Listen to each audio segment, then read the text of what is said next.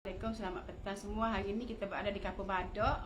Kita testimoni kedua kita dengan Puan Nora lah, dengan Kak Nora kita ni. Dia ni ada masalah saraf lah. Jadi saraf dia ni, dia kata sebelum pada ni dia beli obat seumur. Beli obat saraf lah, dia pakai obat saraf, beli obat saraf. Tapi Alhamdulillah guna produk ni lah ni, dia rasa selesa. Tapi kita nak suruh dia kecek, dia nak, biar dia royak lah, rana dia rasa.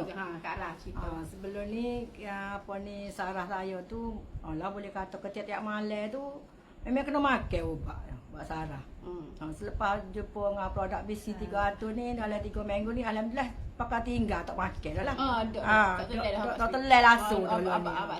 Jadi saya suka kalau ada orang penyakit saraf ke apa tu, cuba-cubalah beli-belilah terang-terang. Kata saya pitih lah, gunalah.